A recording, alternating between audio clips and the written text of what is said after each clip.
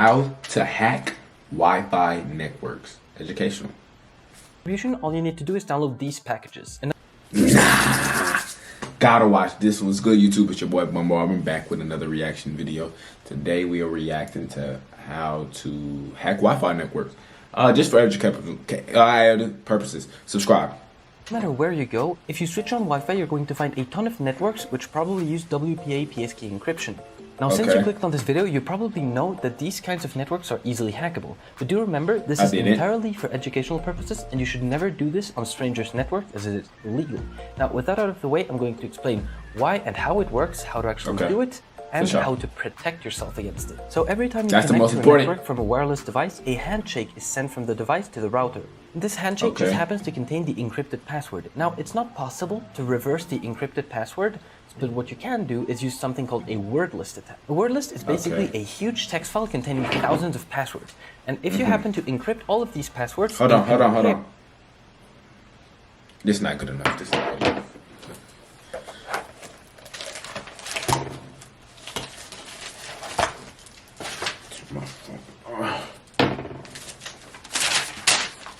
Gotcha. Both the actual handshake password and the encrypted password, whenever they match, you'll know what the real password is. So now that you know how it works, how do you actually do it? So the first thing you're going to need is a computer running Linux. The operating system I'll be using is Kali Linux, since it comes with all the tools I need pre-installed. And if you want to run it on another Linux distribution, all you need to do is download these packages. Another thing you might need if your computer's network card doesn't support mono mode is an external network card like this cheap TP-Link adapter. You'll know if you need it with the next step. So now I need to know which network I want to attack, which in my case is Angela's network. But simply having the name is not enough. To figure out more information about the target, first you need to figure out what the name of your wireless interface is. To do this, open up a terminal and write IPA. Now, here are all of your network interfaces. The wireless ones will start with WLAN something. For example, mine is WLAN 0, which stands for Wireless Local Area Network 0. What I want to do now is turn on monitor mode for this network card so that I can start receiving all of the traffic that's around me. To do this, I'm going to use a tool called airmon.ng. The specific command is airmon-ng start followed by the wireless network interface, which in my case is WLAN 0. So if you happen to have WLAN 1, then you would use WLAN 1. This command will switch the mode of your network card from managed to monitor, which also means that your internet will break, so you won't be able to look anything up on YouTube or on Google. I'll show you how to fix this later by turning off monitor mode and restarting the network services. Now, if you write iwconfig on any console, you're going to be able to see that the network card mode has been turned into monitor. If this isn't the case, that means that your network card doesn't support monitor mode and you're going to need the adapter I showed earlier or some other alternative.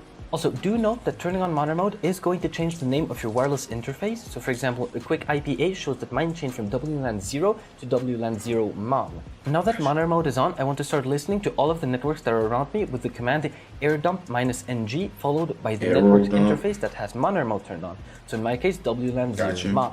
Here you can see all of the networks that are nearby, and you can see that my network is here as well. Oh my gosh! What you want to keep from here is the channel of your network and the BSS ID, which in my case is this. To exit this mode, you can press Ctrl-C on the keyboard. Now, with the BSS ID and the channel of my network saved, I can use arrowdump-ng, -d followed by the BSS ID, -c followed by the channel number, -w followed by the name of the file that's going to be exported, that's going to contain the handshake we're going to need to crack the password, and finally the network interface, which is WLAN 0 MON. Running this command will show you all of the devices that are currently connected to that network. And you can see that if I look up a video on YouTube, the amount of packets being sent to a device increase a lot. So this would be the iPad, for example. So as I previously explained, I want to capture the handshake when the device connects to the internet. But this device is already connected, so what I want to do is do a de-authentication attack to force it to Oh my gosh, bro, he's just dropping all the tools. I want to keep this window with arrowdump open and open a second terminal to run more commands. I personally use Terminator, which let me split a single terminal into multiple windows. 10 out of 10 would recommend. To de-authenticate, I can use the iReplay-ng package. So the parameters here are going to be airreplay-ng, followed by -0, which means de-authentication. We're going to send 10 de-authentication packets, -a followed by the BSS ID of the router, -c followed by the victim's ESS ID, and then finally the network interface. So here we are sending a total of 10 de-authentication packets to the iPad. And now if you press enter, you can see that the iPad is forcefully disconnected, connects again, and a handshake is captured. Though keep in mind that handshakes sometimes aren't captured the first time, so you might need to do this a couple of times. Now that the handshake is captured, I can stop arrowdump with Ctrl-C, and you can see that a file has been saved in the current directory with the name I gave it before. Now, Kali Linux has a couple of word lists already pre-installed in this directory. The one I'll be using is the rawq.txt, which is the biggest file containing the most passwords in the world. The command used to crack is aircraft -ng -w followed by the location of the word list, which is here, followed by the name of the capture file. After letting that run for a while, you can see that a match was found and that this is the password for my network. Now your internet connection will still be broken after this, and to fix that you can either restart your computer or do airmon -ng followed by the monitor interface, which in my case is wlan0mon. Then it will still be broken. So now you need to restart the network services with systemctl, restart net, followed by an asterisk, which means that it will restart everything that starts with net. So like network something. How do you find out how to do all this? I'm calling the cops. For sure, calling the cops on him.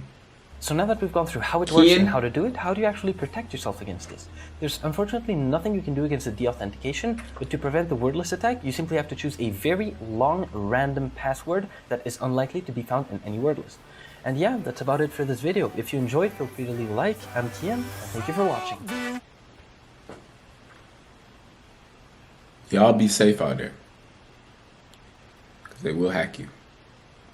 Hope y'all enjoyed the video. Subscribe.